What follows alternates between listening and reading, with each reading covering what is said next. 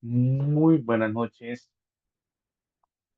Anderson, Cristian, Feine, Juan Esteban, Sebastián, Gina y a todos aquellos que conectan posterior a la grabación. Que tengan una feliz noche, igual a los que posteriormente ingresan. Hoy vamos a continuar con esta asignatura, perdón,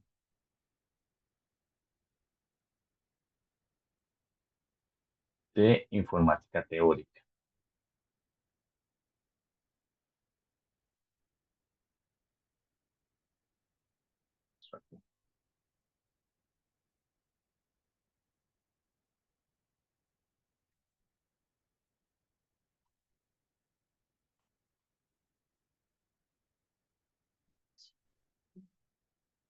Vamos a ver un concepto mm, a partir del cual se maneja la complejidad, comenzamos a manejar ya el concepto de complejidad de la información.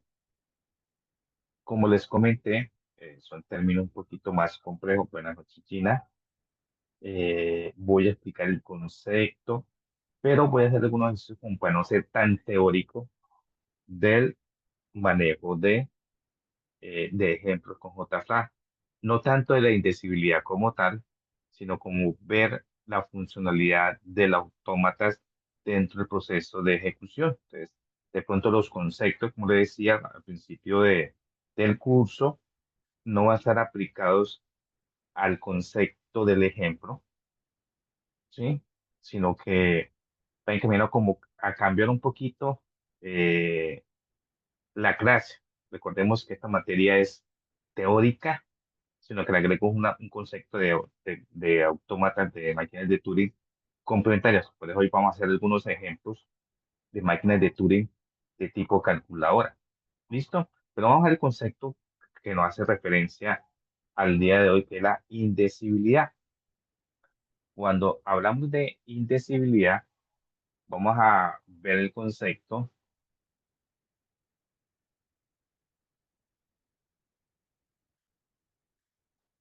de los diferentes tipos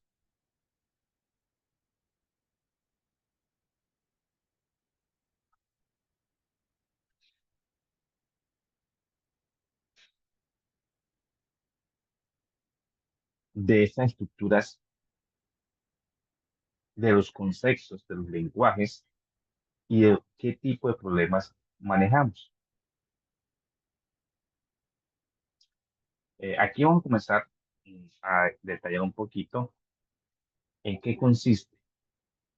Voy a hacer referencia, comencemos con el término de indecibilidad. La indecibilidad en la parte de automatización va encaminado al lenguaje de diagonalización, lenguajes no recursivamente numerables, a los problemas de indecidibilidad y recursivamente numerables, lenguajes recursivos, complementarios y el lenguaje universal. Voy a comenzar aquí a partir de la definición de indecibilidad. ¿En qué consiste? La indecibilidad en el idioma castizo, en el idioma castellano, se refiere a la cualidad de indecidible. No, pero indecibilidad, pues, obviamente, es el concepto de indecidible. ¿Qué consiste? Es aquello que no se puede decidir o resolver. ¿Sí?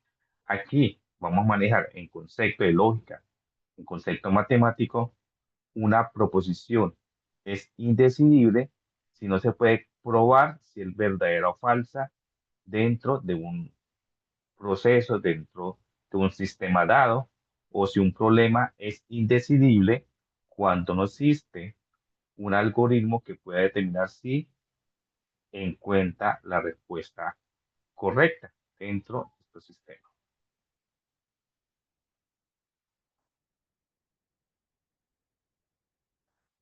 Entonces, aquí dentro de esos conceptos, en la ciencia de la computación, lo que estamos trabajando, el problema de parada es un ejemplo de problema indecidible.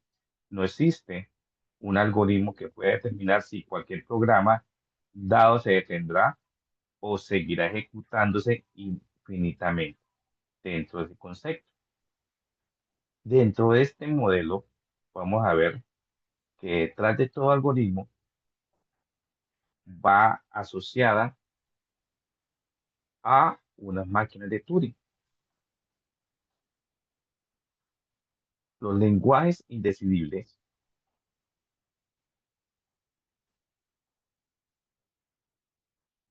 lo podemos definir como decimos ahí, en que hay situaciones que la máquina no para, es decir, no toma una decisión.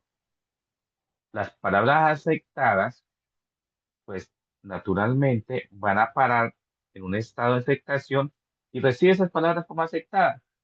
El problema radica en donde podemos tener una palabra que no es aceptada y que él sigue analizando y no para nunca. Ahí viene el problema de la indecibilidad. La indecibilidad es más útil en general que la de la recursión enumerable. ¿Qué es lo que garantizamos? Con esto garantizamos resolviéndola una respuesta en una cantidad finita de pasos. Entonces vamos a tener que esta propiedad de la indecibilidad se van a utilizar máquinas de Turing codificadas en binario, enumeración de las cadenas binarias y códigos para cadenas de Turing. Vamos a verlo más adelante. El lenguaje de diagonalización es un lenguaje en el cual es no recursivamente enumerable. El lenguaje de diagonalización está formado por todas las cadenas que no son afectadas por la máquina de Turing que representa, es decir, por las palabras que son rechazadas dentro del concepto. ¿Sí? Sé que es un poquito tedioso el concepto, pero va encaminado a que cuando no se consiga un proceso que conlleve a una parada precisa, es importante tener en cuenta qué debemos hacer para poder evitar esos cintos infinitos dentro de ese concepto. Vamos a ver un videito de estos conceptos para poder entender.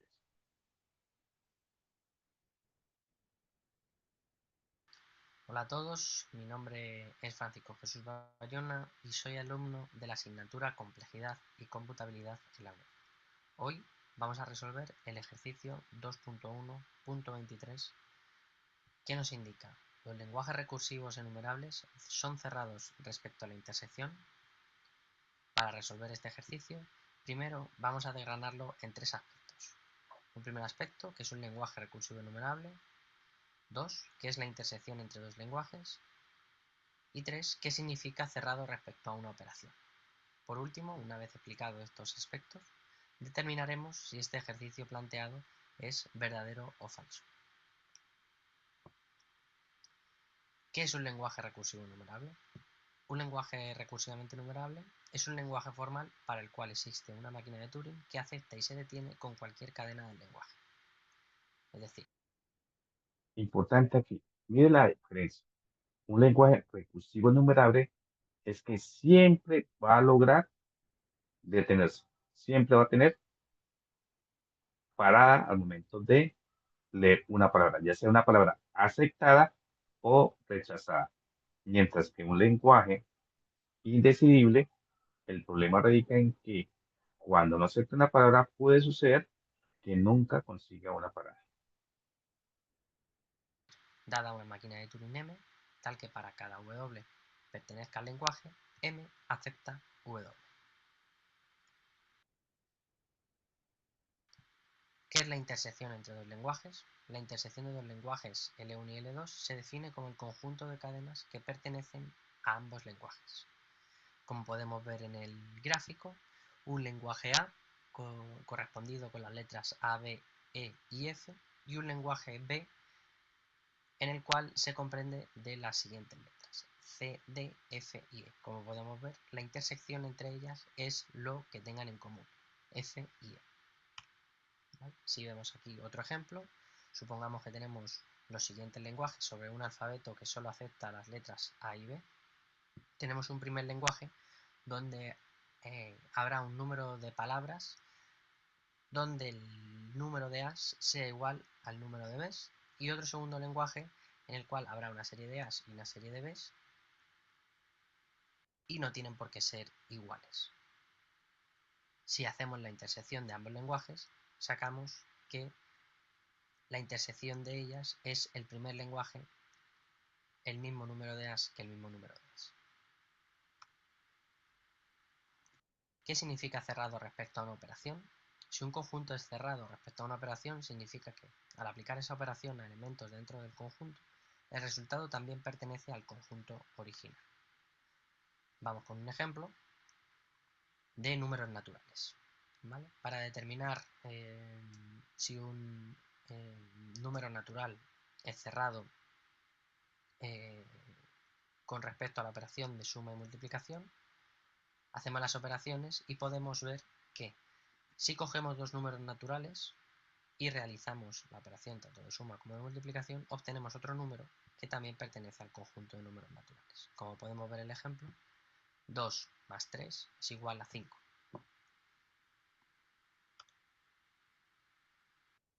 Por último, una vez explicados estos aspectos, vamos con el problema planteado. Los lenguajes recursivos son cerrados respecto a la intersección. Para ello, nos vamos a ayudar de dos máquinas de Turing. Una primera máquina de Turing en la cual acepta un lenguaje que validará si la entrada W pertenece al lenguaje. Si no perteneciera al lenguaje, ¿vale?, la máquina de Turing no daría una salida, con lo cual esa entrada no sería aceptada por la máquina de Turing y se desecharía. En el caso de que sí fuera aceptada, W pertenecería al lenguaje L1 y esa salida pasaría a la segunda máquina de Turing. En la segunda máquina de Turing entrará la salida de la primera máquina de Turing y la entrada inicial, W. Si esa máquina de Turing acepta el lenguaje, podemos decir que W pertenece a la intersección de ambos lenguajes, de L1 y de L2. Por lo tanto, podemos concluir que la proposición es verdadera.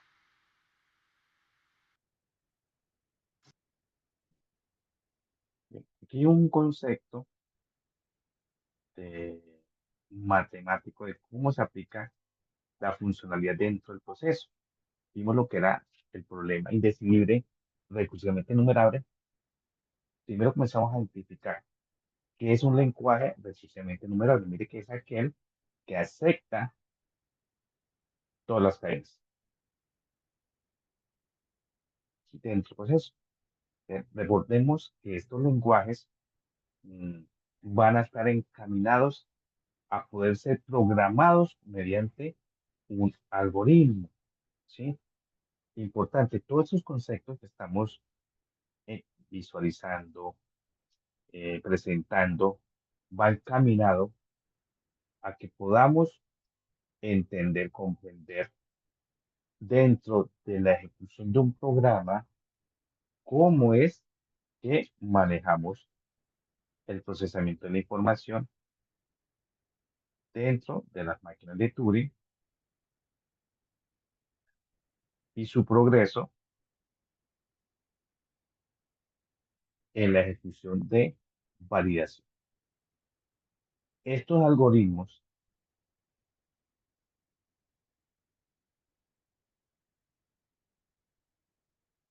van encaminados a que la indecidibilidad, el concepto que estamos analizando, se refiere a esos problemas de decisión para los cuales no existe un algoritmo y por lo tanto ninguna máquina de Turing que puede determinar siempre la respuesta correcta.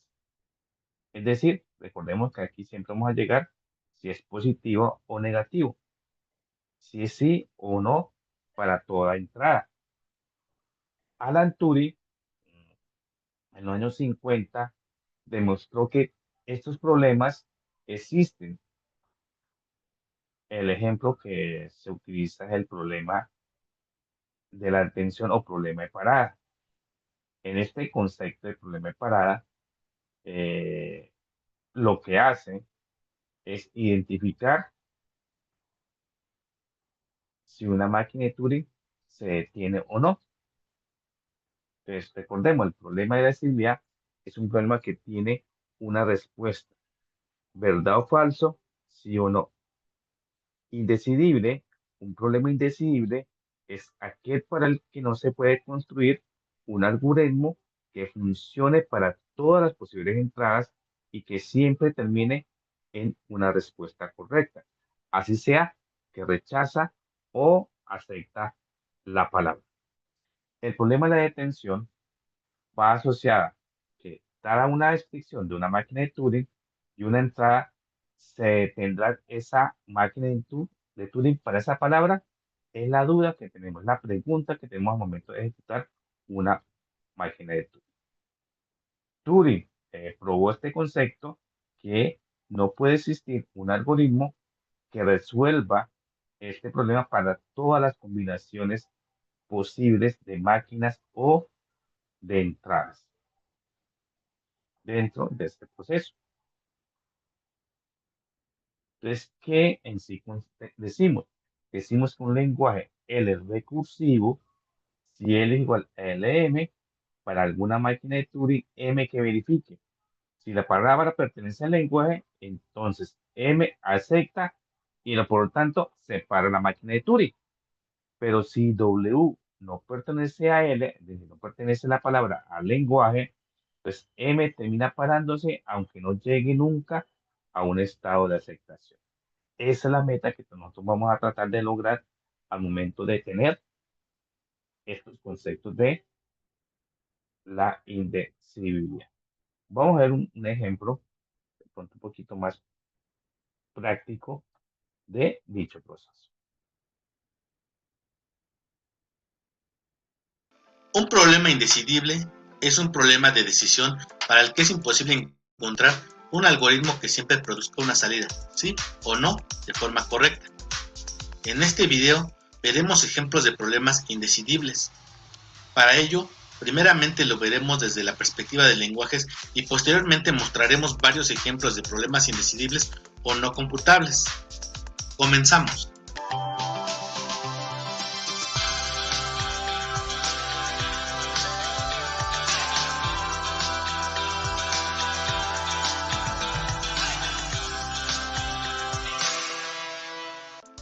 En el video de problemas computables y no computables mostramos la relación que existen entre ambos conjuntos de problemas. Se vio que tanto los problemas computables como no computables tienen asociados problemas de decisión de tipo abstracto. Posteriormente, estos problemas de decisión abstracto se pasaron a problemas de decisión concretos, los cuales definen lenguajes. Y así se tiene que aquellos problemas para los que existe una máquina de Turing que siempre se detiene si acepta o no una cadena, se les conoce como decidibles o recursivos, y si no sucede esto se les conoce como problemas indecidibles. De esta manera, un problema indecidible puede ser recursivamente enumerable pero no recursivo, o bien no recursivamente enumerable. Como primer ejemplo, veremos un problema que no es recursivamente enumerable. En el video de problemas computables y no computables, también mostramos que existe una infinidad de problemas, tantos como números reales, y de estos solo se pueden resolver tantos como números naturales.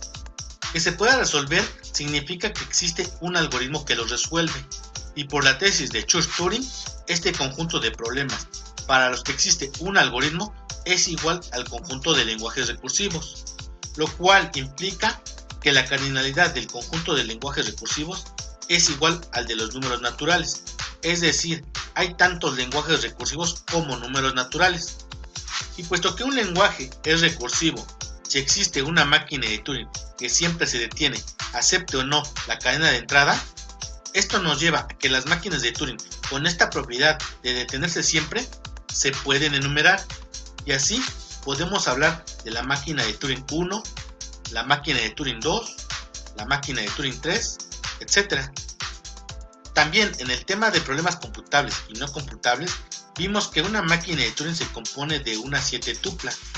Esta 7 tupla que define una máquina de Turing se puede codificar en una representación binaria de tal manera que a cada máquina de Turing se le puede asociar una cadena binaria.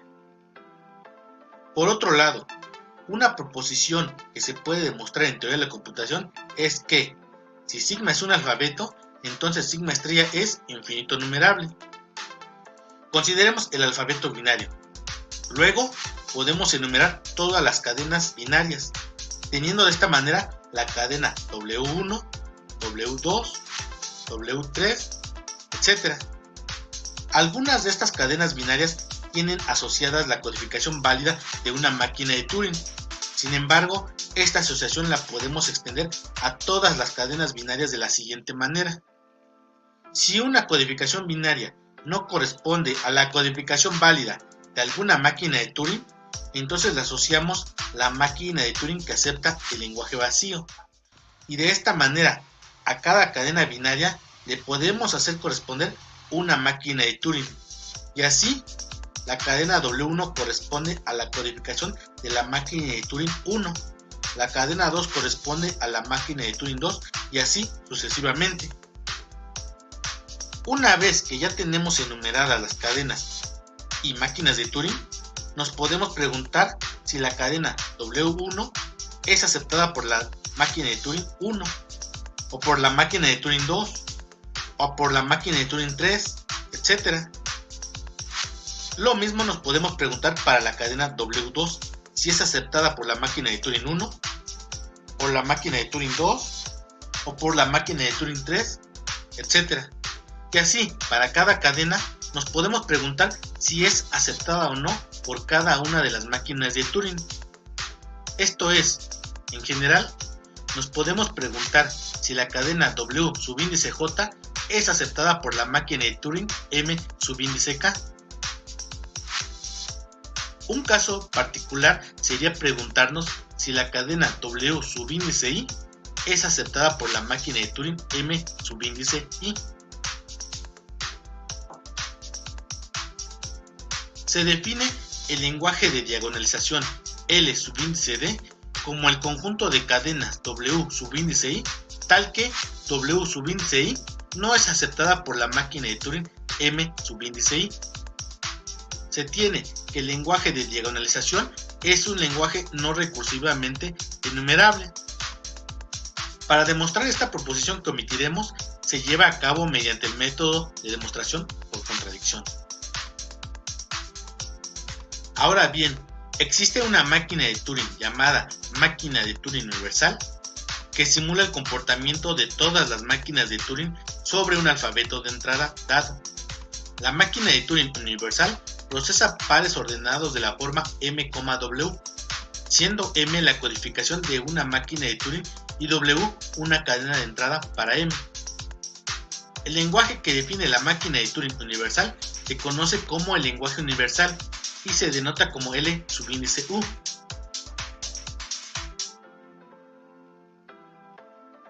Se tiene que el lenguaje universal es un lenguaje recursivamente enumerable, pero no recursivo.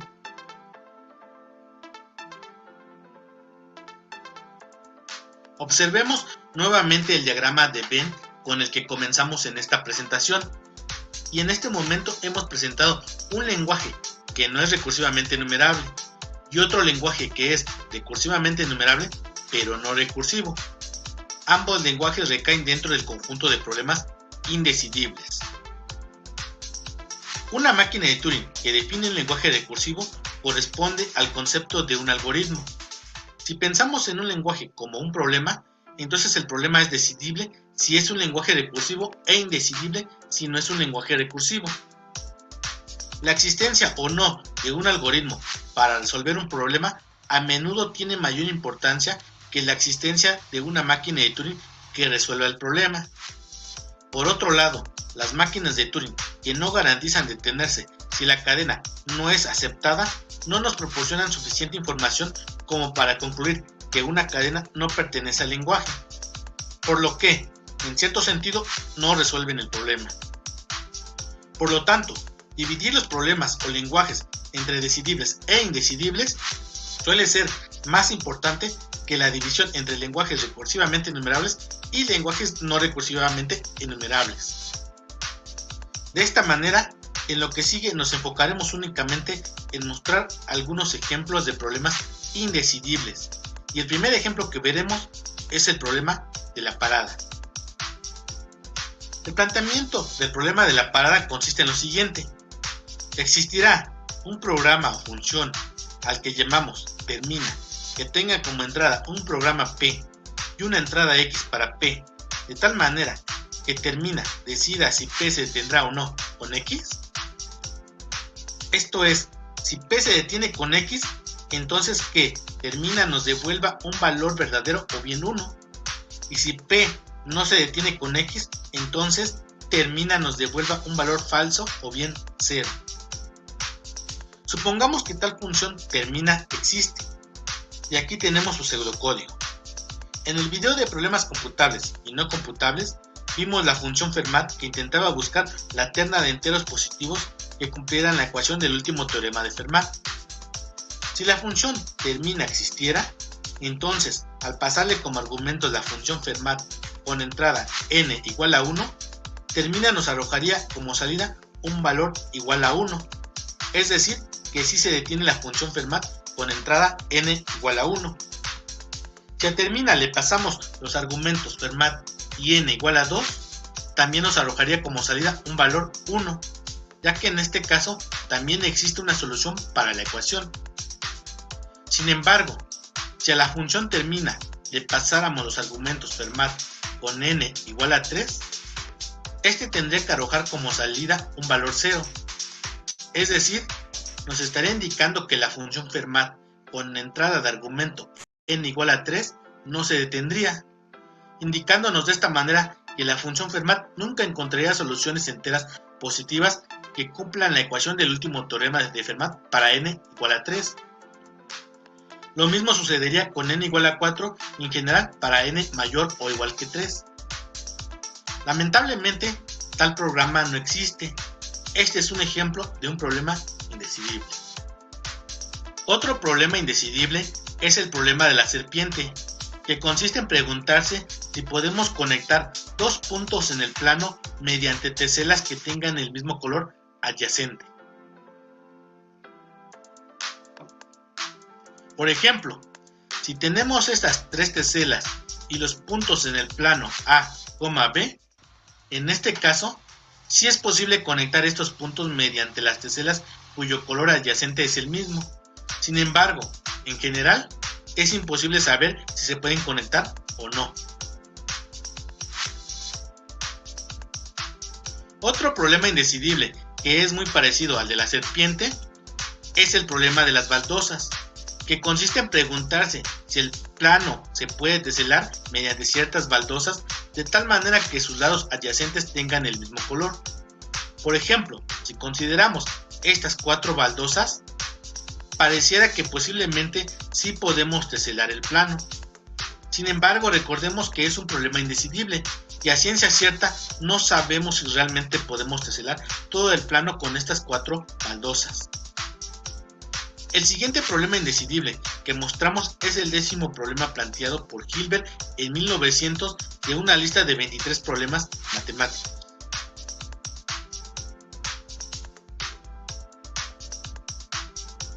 Un ejemplo más de un problema indecidible tiene que ver con la ambigüedad que se puede presentar en las gramáticas libres de contexto.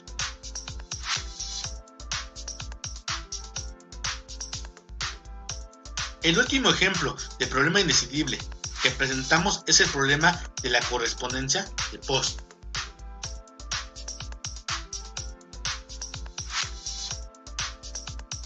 Con esto damos por terminada esta presentación, esperando que haya sido de su agrado. Nos vemos y hasta la próxima.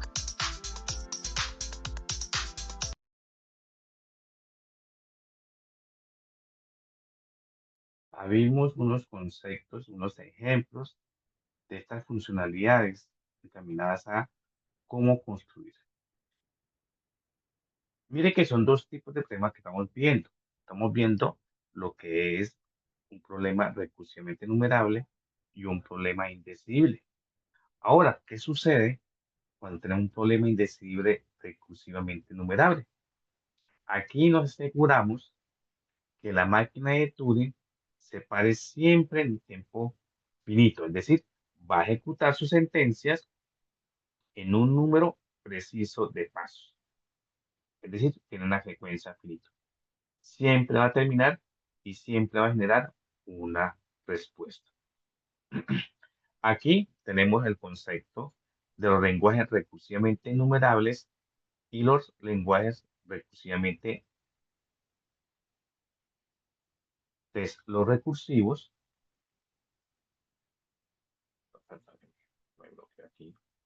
Los lenguajes regulares, pero no recursivos, los lenguajes recursivos y los lenguajes regulares, pero no recursivos dentro de esa estructura, enumerables dentro de esta relación que vincula. ¿Qué es lo que efectúa estos tipos de problemas?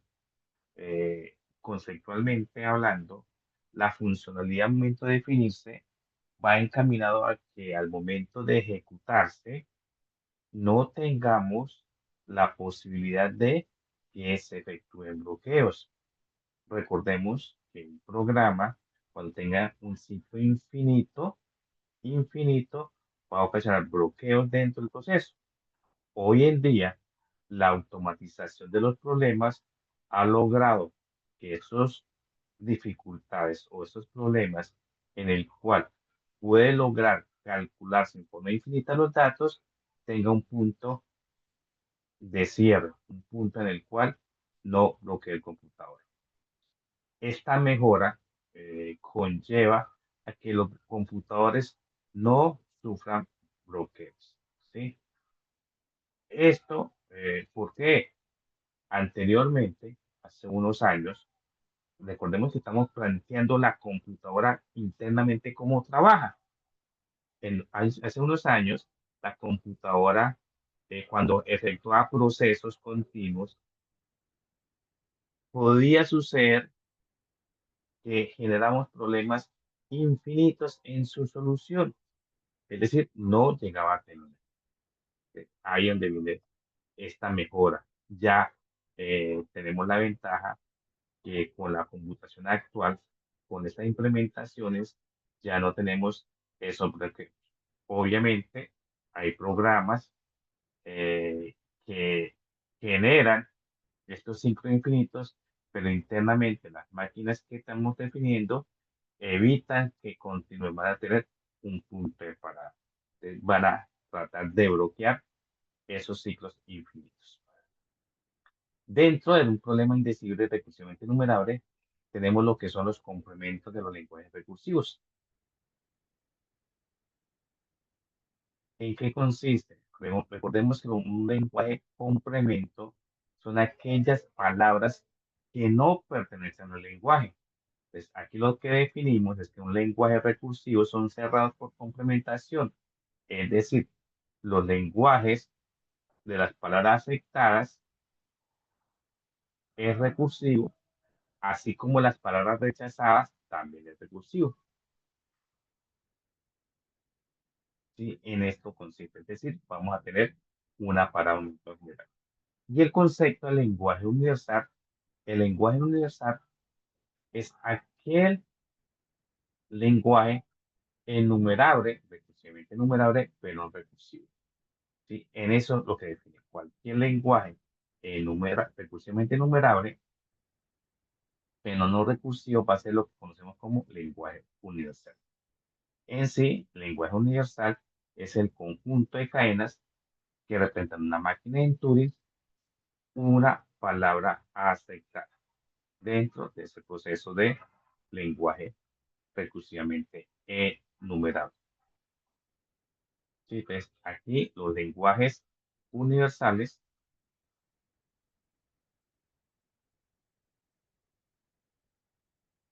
son indecidibles.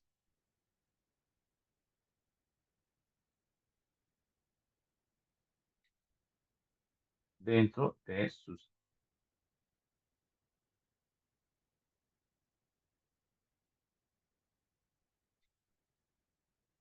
dentro de su decisión. Vamos a ver un último video de estos conceptos, un poquito tedioso, pero es como complemento a que no sea tan... Hola, buenos días. Con este módulo iniciamos el tercer y último capítulo de este curso de lenguajes y autómatas. A modo de introducción, hablaremos de la tesis de Church-Turing, desde una visión más histórica que formal. Las ciencias de la computación derivan del desarrollo de las matemáticas discretas y de la lógica computacional, las cuales a su vez son el resultado de muchos siglos de evolución de las matemáticas. Las matemáticas se remontan al inicio de las civilizaciones, y de manera más formal al menos al antiguo Egipto, desde el siglo 30 a.C., o sea, hace ya 5000 años. Un primer florecimiento del razonamiento lógico se dio en el mundo árabe, en la Babilonia de los siglos 11 al 7 a.C. Unos siglos después se trasladó muy cerca de allí a la antigua Grecia. En el siglo IV aparece Aristóteles, quien funda la lógica clásica que configura nuestra manera racional de entender la realidad en el mundo occidental actual. Este conocimiento de los antiguos griegos corrió el riesgo de perderse durante los 1000 años de embrutecimiento y oscurantismo de la Edad Media. Afortunadamente, consiguió ser rescatado nuevamente por los árabes hasta que con el renacimiento de Europa pudo volver al mundo occidental, rejuvenecido gracias a Descartes y Leibniz, precursores de la lógica moderna. La lógica moderna emerge entonces como tal en el siglo XIX, y dentro de ella la lógica booleana o lógica de Boole, en la que se basarían años más tarde la electrónica y el funcionamiento a nivel de hardware de los actuales computadores. Posteriormente aparecería el alemán David Hilbert, uno de los matemáticos más importantes y brillantes de la historia, quien en su optimismo promovía la idea de que cualquier problema podía ser resuelto a través de la lógica matemática. Sin embargo, un joven y notable matemático, el austríaco Kurt Gödel, logró demostrar a través de su famoso teorema de incompletitud que aquello que pretendía Hilbert era imposible, y que de hecho sí existen muchos problemas matemáticos que simplemente no pueden resolverse mediante la lógica matemática. Esto significó un nuevo quiebre en la historia de las matemáticas y abrió nuevas interrogantes que permitieron el desarrollo de la lógica computacional y la computabilidad, de quien uno de los mayores representantes es Alan Turing, creador de las máquinas de Turing que veremos en este capítulo. Uno de los problemas más importantes definido por Hilbert y Ackermann en 1928 fue el Entscheidungsproblem, o problema de decisión. Lo que buscaban estos matemáticos puros era encontrar un procedimiento matemático riguroso y determinista, lo que hoy llamaríamos un algoritmo, que para cualquier sentencia matemática fuera capaz de decidir si dicha sentencia es cierta o no. Esta secuencia podría ser una ecuación, una comparación de funciones, un teorema, en fin, cualquier cosa expresada lógicamente a la que podamos responder sí o no. De existir un algoritmo así, entonces cualquier problema matemático tendría solución, y las matemáticas formarían un lenguaje completo y perfecto. La pregunta entonces era la siguiente: ¿existe un algoritmo capaz de esto? Y bueno, no existe. Inspirados por el teorema de incompletitud de Gödel, la inexistencia de este algoritmo fue demostrada por Alonzo Church, Alan Turing y Emil Post casi en paralelo, con apenas unos meses de diferencia que incluso dependía de los tiempos de revisión y publicación de cada revista científica de ese entonces. Las tres demostraciones fueron correctas y llevaron al auge de las ciencias de la computación, pues involucraron una forma de entender las matemáticas de una manera algorítmica, en tiempo en que las matemáticas funcionaban en base a teoremas más estáticos que procedurales. El resultado del estadounidense Alonzo Church llevó a la creación del Lambda Calculus, un sistema formal basado en funciones recursivas que permitió unas décadas más tarde la creación del paradigma de programación funcional, al que pertenecen lenguajes de programación tales como Haskell, Lisp o Racket, que de hecho en sus logos tienen la letra griega lambda en honor al Lambda Calculus de Church. Sin embargo, las demostraciones del inglés Alan Turing y del polaco Emil Post fueron mucho más revolucionarias, en el sentido que se basaron en una nueva noción de máquinas computantes, las máquinas de Turing en el caso de Turing y las máquinas de Post en el caso de Post. El Lambda Calculus, Las máquinas de Turing y las máquinas de Post son modelos equivalentes, con el mismo poder de expresividad matemática y el mismo poder de cómputo. Estos tres modelos, además de algunos otros existentes, permiten resolver funciones computables. La conocida tesis de Church-Turing, que por cierto omite el nombre de Emil Post, establece que todo algoritmo es equivalente a una máquina de Turing o sistema equivalente. Esto implica varias cosas. Por una parte, que todo lo que pueda hacer un computador actual, independientemente de su capacidad de memoria y procesamiento, también lo puede hacer cualquiera de estos modelos y viceversa. Por otra parte, significa que la computación tampoco es completa ni perfecta, y que existen problemas que no se pueden resolver mediante ningún computador, ni hoy ni mañana, aunque dispusiéramos de toda la capacidad de cómputo de las supercomputadoras del planeta. Ahora bien, desde el punto de vista de la jerarquía de Chomsky, las máquinas de Turing son la manera de reconocer lenguajes recursivamente enumerables, el tipo de lenguaje más poderoso dentro de los lenguajes formales. Este tipo de lenguajes puede generarse por las gramáticas más flexibles de todas, donde tanto a izquierda como a derecha de cada regla de derivación podemos tener cualquier combinación de símbolos terminales y no terminales. Las máquinas de Turing mantienen el mismo espíritu que los autómatas vistos en los dos capítulos anteriores. Son por tanto formales y al mismo tiempo sencillos de describir. De los dos capítulos anteriores, también sabemos que la complejidad de cada autómata no depende de su número de estados, sino de sus transiciones, las cuales se vuelven más poderosas con la capacidad de recordar su entorno por medio de una memoria. Recordemos que los autómatas finitos no poseían ninguna memoria, sus transiciones solo dependían de lo que se iba leyendo de la cadena de entrada. Luego vimos los autómatas de pila, en cuyas transiciones podíamos ir apilando o desapilando símbolos en una memoria de pila, es decir, de tipo LIFO, last in, first out, o último en entrar, primero en salir. Las máquinas de Turing, en cambio, poseen una memoria de cinta, que contiene la entrada inicial o input y que es también el lugar donde se colocará la salida o output de la máquina. Dependiendo de la notación usada, esta cinta puede ser infinita a ambos lados, pero en nuestro caso asumiremos que tiene un comienzo y que luego es infinita hacia la derecha. Esto no cambia en nada el poder de cómputo de la máquina. Ahora, para saber en qué parte de la cinta nos encontramos, usamos un cabezal de lectura-escritura, que permitirá desplazarnos por la cinta e ir leyendo y sobreescribiendo el contenido de esta. En nuestro caso, el cabezal nunca podrá desplazarse más a la izquierda que el inicio de la cinta. Por otra parte, todas las celdas de la cinta que no tengan ningún símbolo de la cadena de entrada estarán inicialmente vacías, lo que representaremos por un signo gato. Esta es simplemente una marca para indicar que esa posición de la memoria se encuentra vacía, y por simplicidad asumiremos que pertenece al alfabeto del lenguaje. Entonces, hasta aquí ya podemos vislumbrar que las máquinas de Turing se parecen bastante a los computadores actuales. De hecho, estos últimos fueron creados a partir del modelo teórico de las máquinas de Turing. Tanto las máquinas de Turing como los computadores poseen una memoria, y si bien la de las máquinas de Turing es infinita, lo cierto es que la de los computadores ha tenido un crecimiento exponencial a través de los años, por lo que igual se puede considerar suficientemente grande para resolver cualquier problema computable. Más aún, la memoria de los computadores está formada por bits, es decir, unos y ceros, o altos y bajos voltajes. Este es el alfabeto binario que entienden los computadores, unos y ceros, verdaderos y falsos. Las máquinas de Turing, por su parte, también reconocen un alfabeto finito, y si bien permitiremos cualquier alfabeto para efectos del curso, Emil Post, de hecho, demostró que basta con los ceros y los unos, más el gato de las celdas vacías, para resolver cualquier problema computable. Esta memoria de las máquinas de Turing adopta la forma de una cinta, mientras que en el computador es la memoria principal o secundaria, lo que es prácticamente lo mismo. De hecho, el cabezal de lectura-escritura para desplazarnos por la cinta de las máquinas de Turing fue explícitamente copiado en los computadores actuales y corresponde al Program Counter de la CPU.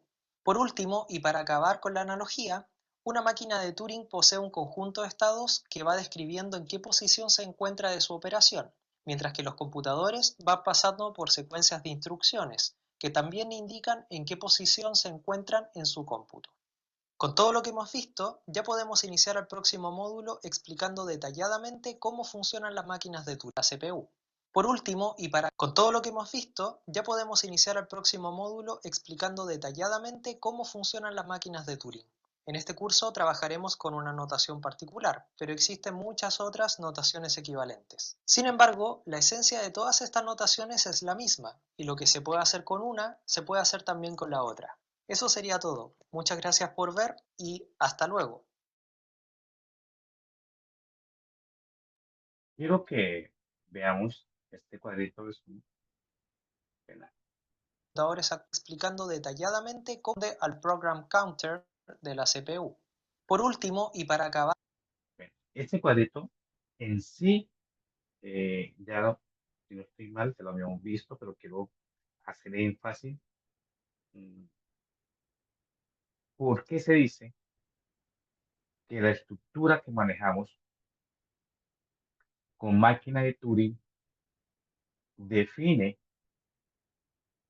que cualquier algoritmo computable, es decir, que puede ser ejecutado por una computadora, puede ser definido mediante una máquina de Turing? Y aquí tenemos cuatro elementos, cuatro funcionalidades que explica el concepto de la demostración teórica de que las máquinas de Turing ejecutan cualquier algoritmo que sea computable mediante la máquina, mediante la computadora. ¿Qué tenemos? Una computadora como tal. Podemos definirla mm, con tres elementos básicos. ¿Cuáles son los elementos básicos de una computadora? Tenemos el almacenamiento, la memoria, llámese RAM, llámese disco.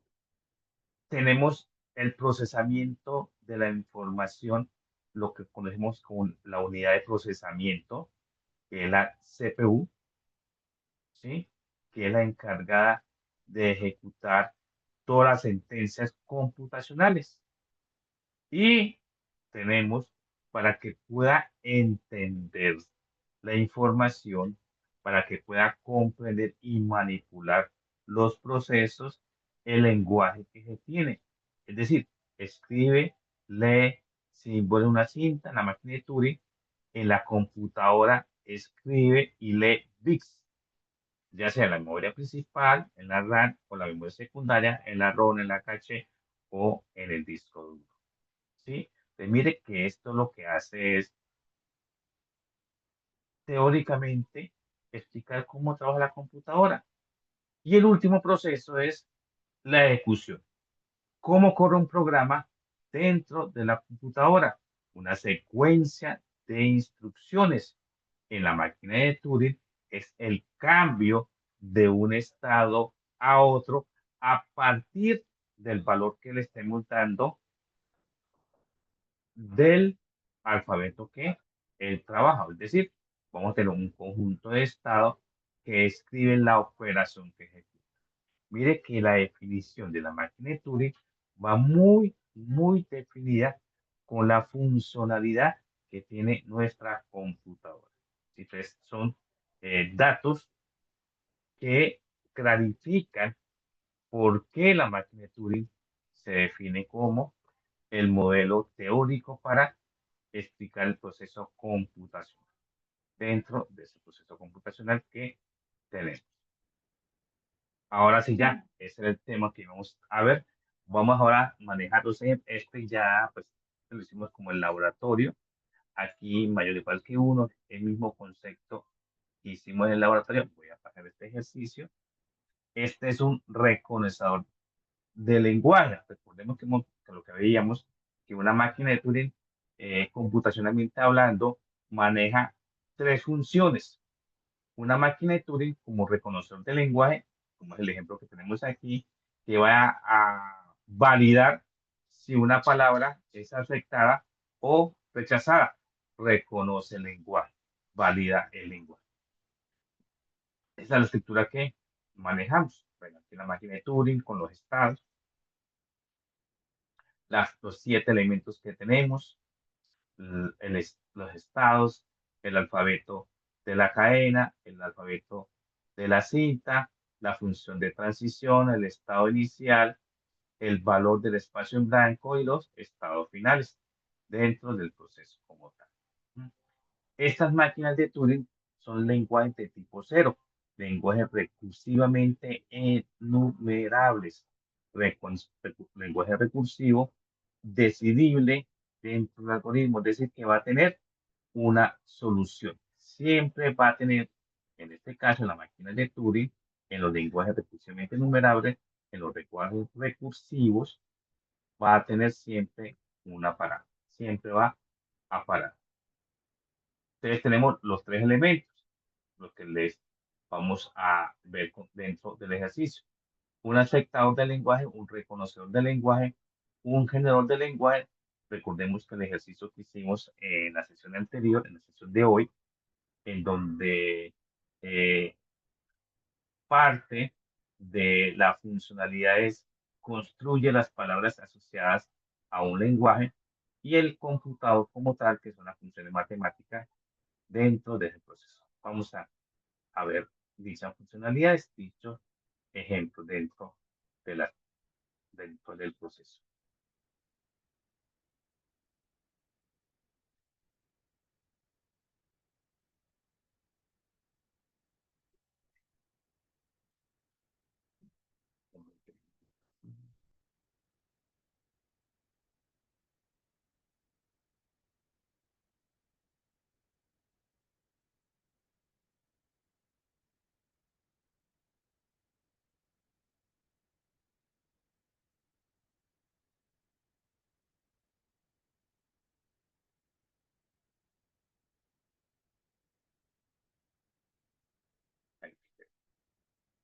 Entonces, hay cuatro valores importantes al momento de manejar las máquinas de Turing. La máquina de Turing es la máquina abstracta más poderosa, dado que me define cualquier proceso computacional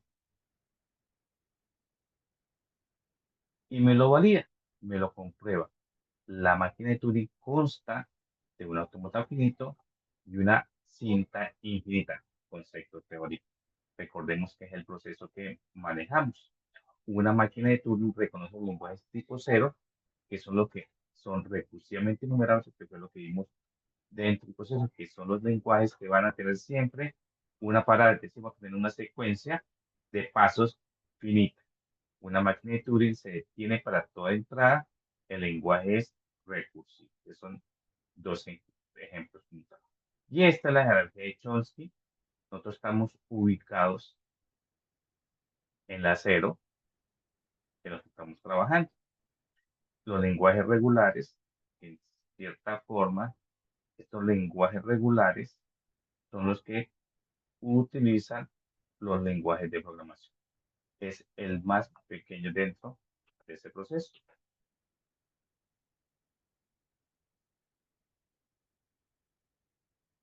Entonces, ¿qué tenemos como concepto de la máquina de Turing? Memoria en la unidad de control, multipistas, multicintas, la máquina de Turing generadora de lenguajes, máquina de Turing calculadora de funciones, lenguaje recursivamente numerable, lenguaje tipo 1 y gramática sin restricción. Entonces, este es el concepto que vimos dentro de la máquina de Turing, dentro del proceso, la unidad de control. Bueno, ¿qué pasa con los ejercicios? Bueno, vamos a hacer este ejercicio que consiste en cómo construimos este tipo de instrucciones 0 y 1 más 1 y 0. Es decir, tiene dos caminos para la construcción de la opción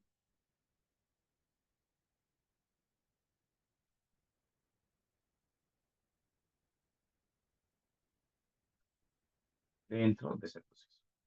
Vamos a hacer la simulación con JFrog.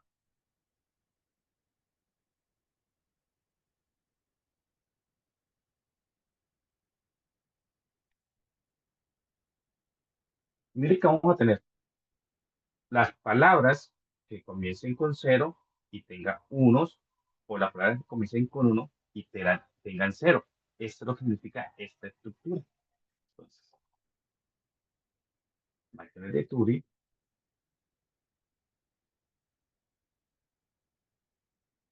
valor inicial, valor final. Entonces, leemos un 0, recorremos la derecha y podemos leer muchos unos, ¿sí? Muchos unos. Mire que solamente uno. Apenas termine de leer uno, un espacio en blanco. Mire que los ceros no están leyéndose. Un solo cero, que es la ramificación inicial, 0, 1 asterisco, un camino. Ese es el comienzo. El más, recordemos que el más, dentro de la definición de máquina de Turing, es la unión de dos lenguajes, de unir ceros, un asterisco y uno cero asterisco. Entonces aquí tenemos ahora que leemos un 1,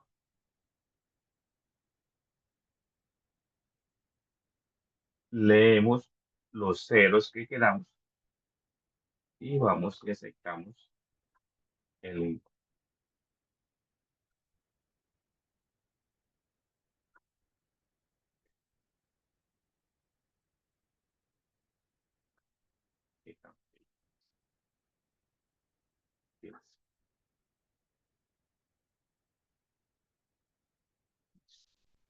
Entonces mire que aquí el proceso consiste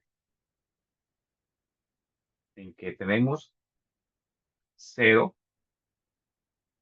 1, 0 y 1, 1 y 0, 1 y 1, 0 y 1, 0 y 1, 1 y 0, 1 y 1, 0 y 0, 1 y 0, 1 y 1, 0 y 1. Aceptado, aceptado, aceptado, aceptado. ¿Sí? Tenemos dos caminos. Son los números o las palabras que inicien con 0, con un solo 0 y tenga múltiples 1. Es por lo menos un 0. Pues el 0 o las palabras que inicien con 1 y tenga ceros. Después el 0, el 1, el 0, 1, el 1, 0, 0, 11, 100, como palabras aceptadas dentro de este proceso. Entonces, aquí lo que hacemos es un validador. Estamos validando que la palabra pertenezca al lenguaje que hemos definido.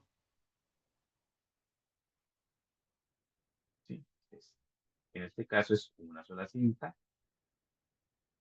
que ejecuta dicho proceso. Dentro de la máquina de Turing también manejamos el concepto de máquinas con múltiples pistas, con múltiples cintas.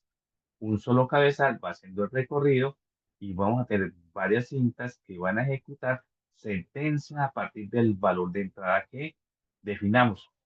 Normalmente vamos a tener modificación en todas las cintas asociadas en un sistema multicintas, o lo que también conocemos como multipistas, sistemas de varias pistas o varias cintas. Las cintas pueden almacenar un valor en cada celda. Pues a su vez puede almacenar un vector de información, es un vector de información que va a generarse porque en cada posición podemos generar una estructura.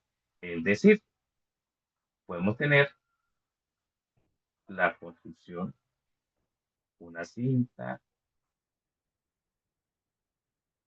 dos cintas,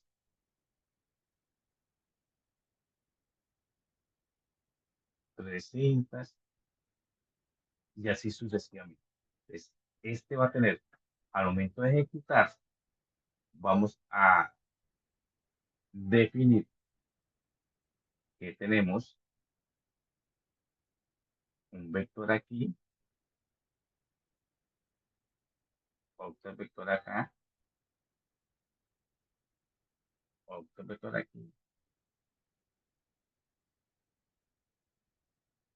y otro vector. Bueno, pues, definimos que tiene como un vector dimensional, porque tenemos en este caso tres cintas, que cada vector, cada funcionalidad va a tener un proceso. Entonces, un movimiento, una cinta, la cinta principal,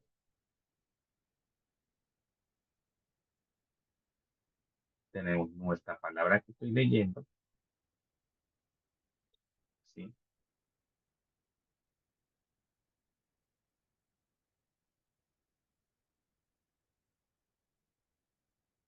Estoy leyendo el proceso y estoy operando. Entonces, que tenemos un movimiento de máquina implica cambiar el estado de control finito, explicar símbolos en la celda analizada, mueve el cabezal de la cinta a la izquierda o a la derecha, que es el proceso que definimos al momento de construir nuestra solución. Generamos el movimiento de la cinta.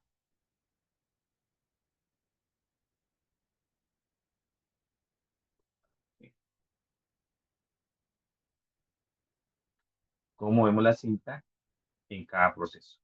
Entonces, movemos la cinta, efectuamos un valor dentro de la secuencia que tengamos definida.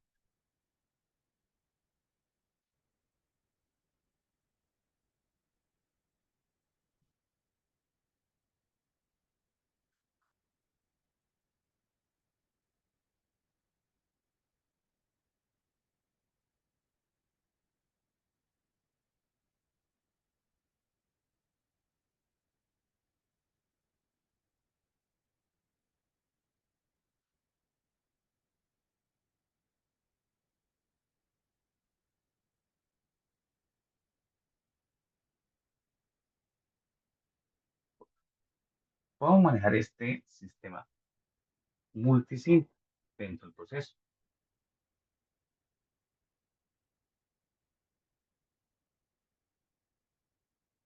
y genera un resultado en donde vamos a tener a a la n, b a la n, c a la n, es decir, n mayor o igual que cero.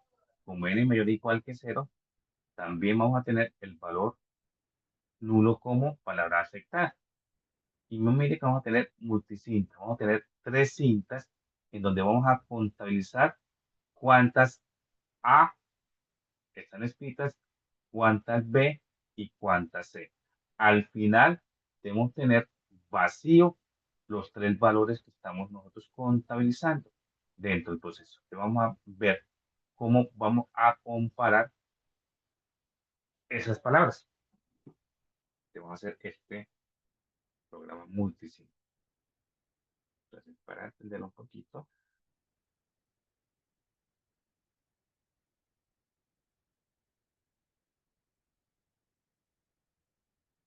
tenemos N, A, B y C, el resultado.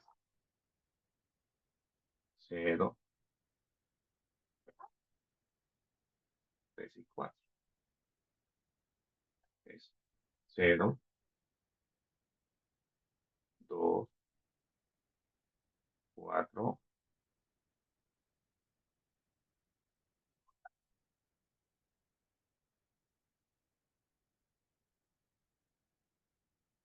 y el resultado será la unión. Concatenar este y este. Esta es la unión de subir el orden. Estas son palabras aceptadas. El resto de palabras, es decir, podemos tener una A, no la acepta, una B, no la acepta, una C, no es aceptada. Entonces vamos a generar contabilizando. Mire que la máquina no me suma, no me resta. Yo le estoy dando las instrucciones para que me reconozca este lenguaje a partir de la configuración de multicinta. Vamos a manejar tres y vamos a construirla.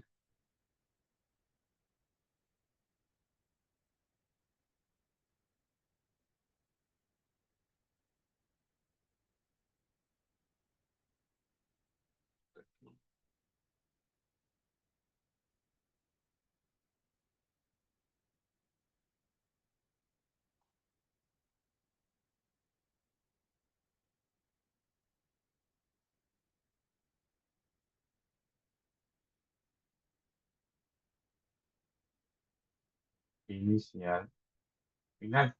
Entonces, lo que primero hay que hacer es vamos a leer las A a la derecha, leemos un espacio en blanco en la segunda cinta, colocamos una A en la otra cinta para unir que están las tres cintas que hemos definido. La que leemos, vamos a contar cuántas A. Entonces, comenzamos luego de leer las A, leemos las B, leemos la B, espacio en blanco, y si leemos la B, la segunda cinta. Entonces, mire que la primera cinta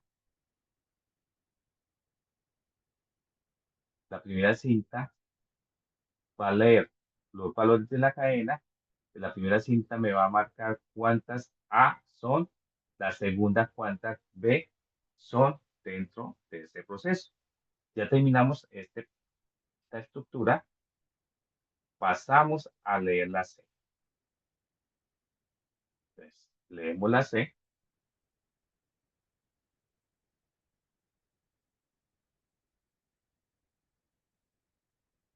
Retrocedemos con cada C, retrocedemos las dos cintas. La segunda cinta, recordemos que estamos contabilizando la A, la segunda cinta estamos contabilizando, cuando estamos contabilizando las B, pues por eso retrocedemos. Con una recorremos la C y con la otra vamos contabilizando, vamos recorriendo. La idea que es que terminemos con la información. Entonces, entonces,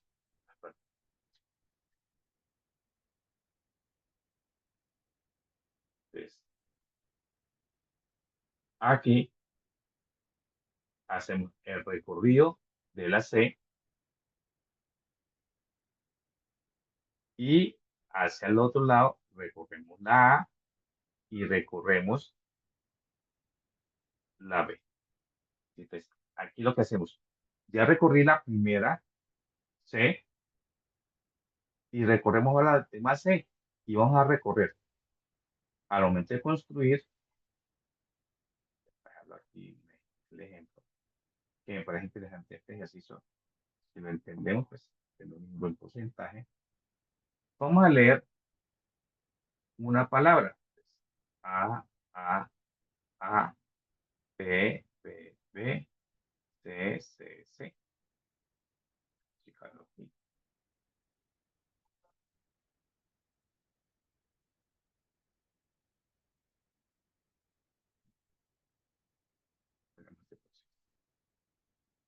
Y tenemos la cinta que va leyendo y la cinta, un poquito más,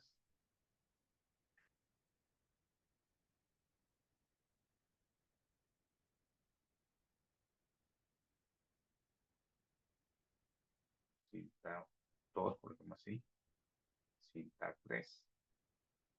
Entonces, ¿qué hacemos? Aquí en este caso, leo una A, coloco una A, pues coloqué el mismo símbolo, la A, y leo las A. Entonces, mire que aquí mientras leo las A, voy colocando en la segunda cinta las A. Leo una B. Entonces, si leo una B, mire que aquí esta cinta está parada, la última cinta. Si leo una B, voy colocando las B, colocarlas. Voy colocando la B en la cinta. La A, pues se conserva. A sigue quietico. Mire que la A, lo que hacemos nosotros, mira que me quedó mal.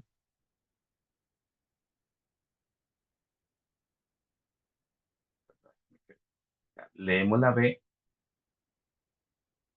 movemos la B, la A la dejamos quieta y la B le colocamos un valor. Mire que la se queda quieta y colocamos la B los valores, la cinta la B.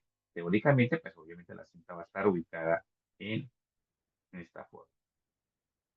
Entonces, terminamos de leer las B. Vamos a leer la C. Mire que lo que hacemos, la cinta está aquí en esta posición. ¿Sí? Está en esta posición. Estamos voy a leer la C. Por cada C que lea, por cada C que lea, retrocedo tanto, le doy aquí, le doy aquí, le doy aquí. Por cada C que lea, voy retrocediendo. Entonces, la primera C la leo, no la tacho, no hago nada, ¿sí? Retrocedo la posición, leo la segunda C, retrocedo la cinta, leo la tercera C, retrocedo la cinta. Mire que me quedo con cero. Ambas filas. Entonces, leo hacia la izquierda. Estoy leyendo. Mire que estoy leyendo y leyendo la C. Si termino de leer,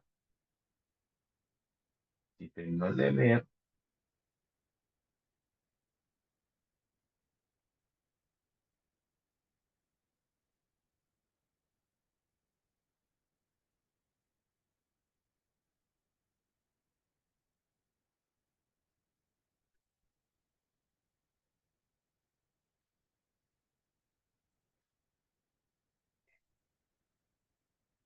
entonces aquí tenemos. Si termino de leer, la C y la, es decir, paro, paro y termino y finalizo. ¿Sí? Termino el proceso de lectura. Entonces, por este lado, estoy validando esa información. ¿Mm? Ese es el ladito que me está leyendo las A y las B. ¿Qué tengo yo que agregar? Mire que un ejemplo es el vacío. ¿El vacío cuál es?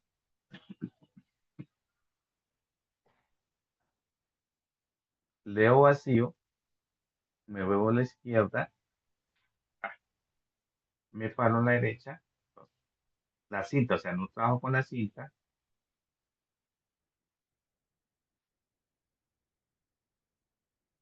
leo el espacio en blanco y termino con esta parte superior.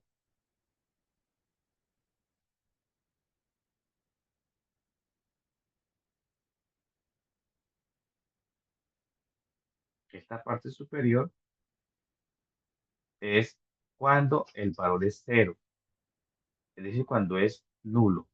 Y la parte inferior, desde aquí, camino, este camino, es cuando tengo valores, ¿sí? Dentro del proceso. Vamos a correrlo, a ver cómo lo da. Uno, el valor vacío,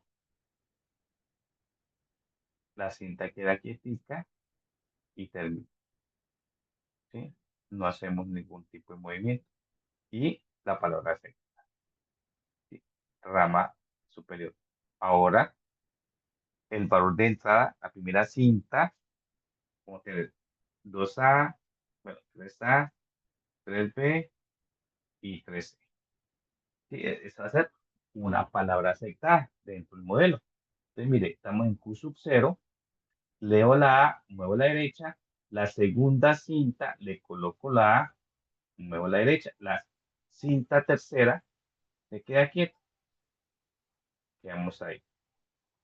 Leemos la otra A, vamos marcando, leo otro lado A, vamos marcando. Leo la B, ya la segunda cinta, le coloco una B, la primera cinta queda quietica, le colocamos la B, colocamos la B, perdón, me hizo falta, qué pena, me hizo falta que aquí leemos la B, paramos la segunda cinta y marcamos, qué pena, aquí me hizo falta.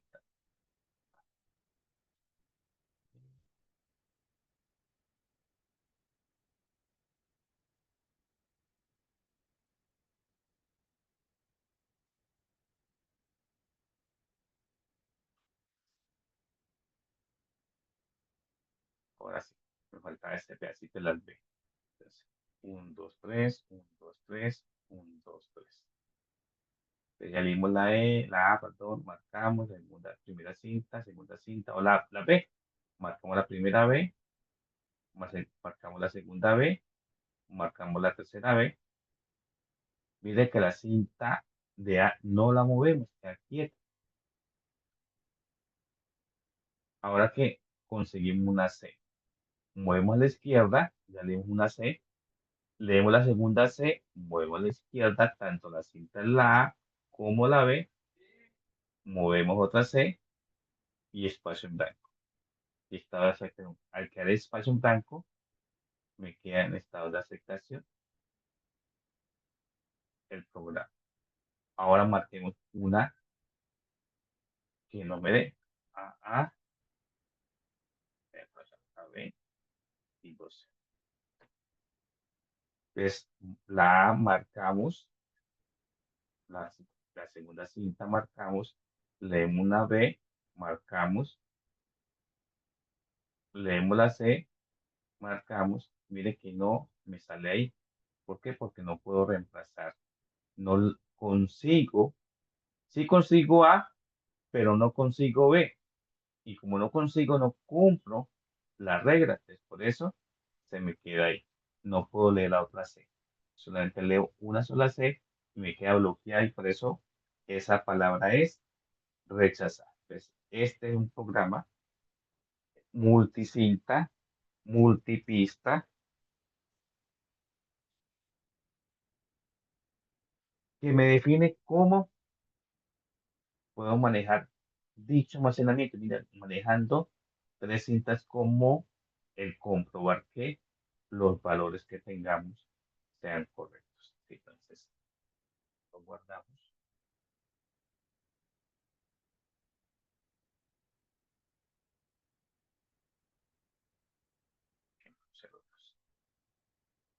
Es otro reconocer de lenguaje. Entonces, tenemos la función de la calculadora. Aquí la función de calculadora es, va encaminada a tener un lenguaje. Normalmente manejamos el concepto del lenguaje unario, como vimos el ejemplo en la clase anterior, en donde ese lenguaje unario va encaminado a identificar cuántos unos son. Vamos a hacer un ejemplo de esta calculadora. Entonces, por ejemplo, vamos a hacer la resta. ¿Sí? ¿Esta resta en qué consiste? M menos N. M es mayor o igual que N. Si M es menor que N, damos 0. ¿Qué hacemos? Operando. Por ejemplo, 3 y 2. 3 menos 2, le agregamos 3 ceros. El 1 me va a identificar como el separador de las dos cifras y 2 ceros. ¿Qué me tiene que devolver? Un 0 como respuesta. Debe devolverme el 0 como valor final de este valor, de esta operación. Vamos a manejar. Mire que son dos cintas lo que tenemos. Multicinta, dos cintas.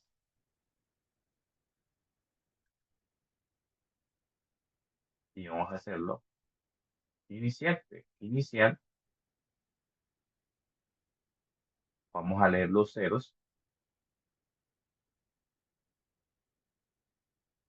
Vamos a marcar el 0 contando cuántos ceros son en la segunda cinta. Terminamos de leer los ceros. Leemos el 1. Recuerdo que el 1 es el operador. Seguimos la derecha. Nos ubicamos en la izquierda de la segunda cinta. Ya tenemos el primer número almacenado. Y aquí comenzamos a leer el segundo número.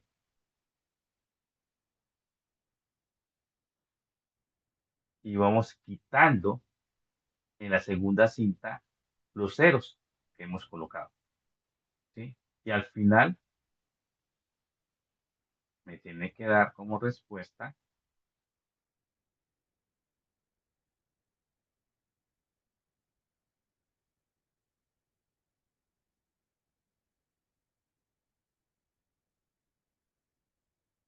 que me recorra todos los ceros. Entonces, estoy quitando los ceros y me tiene que ver cuántos ceros me dejo.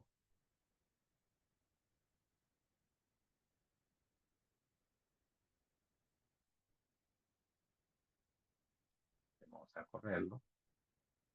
Esta es una calculadora. Entonces, 1, 2, 3, 4 menos un 2. Entonces, tenemos el 0 en la segunda cinta. Almacenamos el 0, almacenamos el 0, almacenamos el 0, almacenamos el 0. Mire que estamos almacenando en la segunda cinta el primer valor. ¿Sí? El primer valor. Luego, leemos el 1, vamos a curso 1 y comenzamos a leer el segundo número. En leer el segundo número, ¿qué voy a hacer?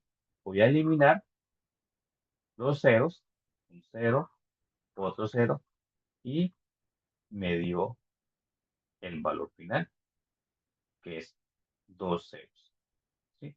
Dentro de ese proceso.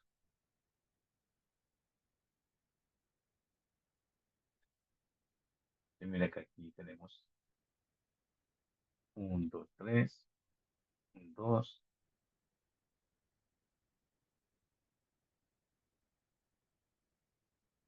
dentro de ese proceso. Y me devuelve el símbolo de 2. Entonces, ¿esto qué es? Ya estamos haciendo una operación matemática dentro de una máquina de Turing. Y es que esta es la funcionalidad como él trabaja para la construcción del valor final. ¿Sí? Mire que él me lee vacío. Podemos manejarlo como ese valor.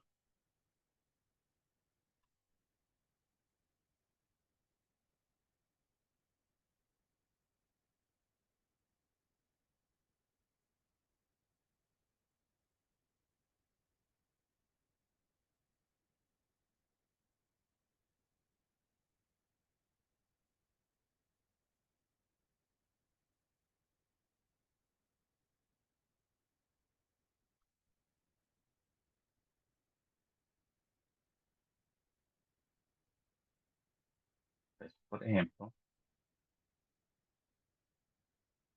2 y 1.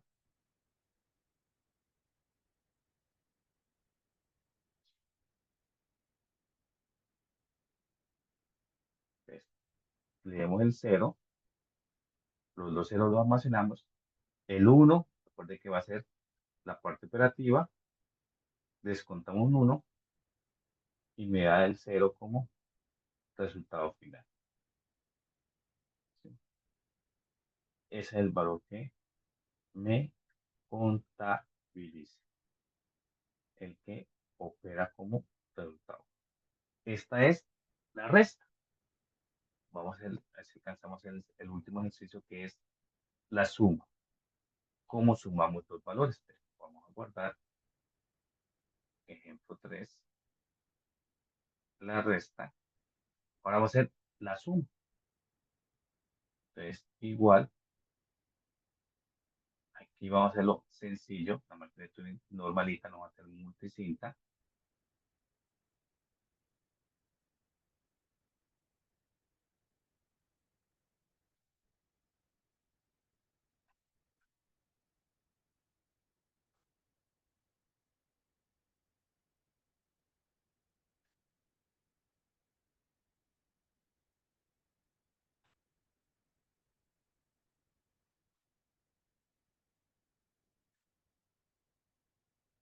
Entonces, estado inicial, estado final, y comenzamos a leer. Leemos los ceros, colocamos, leemos el 1, que es el operador de separador. Mire que le colocamos un 0. Estamos sumando el primer valor. Le agregamos el otro 0. Leemos el espacio en blanco. Ponemos a la izquierda. Y colocamos el otro valor de 0 para terminar. Entonces vamos a ver el ejemplo. Entonces, 1, 2, 3, 4 más 2. Entonces, un 0, un 0, un 0, un 0. El 1 lo transformo en 0, le quito el 0, quito un 0 y me da el resultado. Tenemos 2, 4, 6. 4 más 2, 6. Mire que lo que hacemos es sencillo, solamente visualizar la salida que se tiene. Importante aquí. Vamos a hacer, por ejemplo,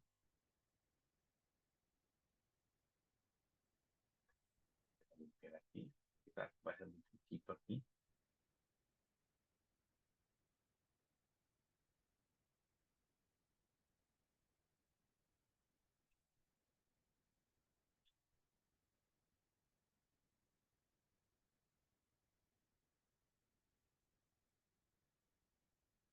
Entonces, vamos ahora a modificar el ejemplo. Crear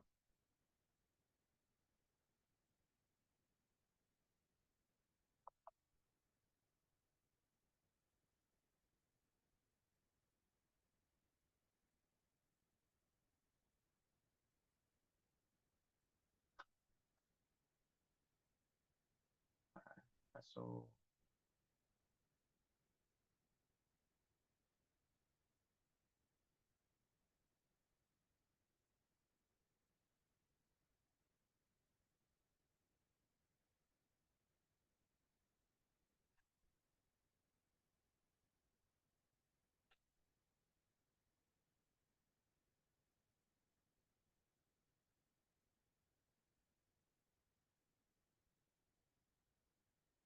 Entonces, aquí tenemos. Miren la salida que me arroja. Entonces tenemos 2 más 2, 4. 1 más 1, 2. 2 más 2, me queda igual. Cambiar aquí. Listo. 2 más 3, 5. 1 más 2, 3. 4 más 1, 5. Mire que tenemos una calculadora operando. Me está dando la parte de y me devuelve el valor, el resultado. En este caso, me devuelve el resultado de la operación. ¿Sí? En este sentido es que la computadora es la que trabaja dentro del proceso. ¿Listo? Entonces, otro ejemplito. Ejemplo 4. Esta es la suma. Voy a subir los ejemplos para que los tengamos ahí en nuestra sección.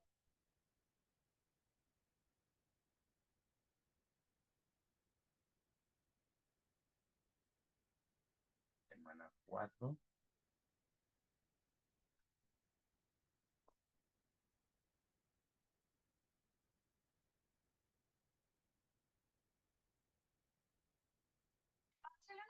Vamos a documentación. Y en la semana 4 voy a colocar los 4 ejemplos que hicimos en clase.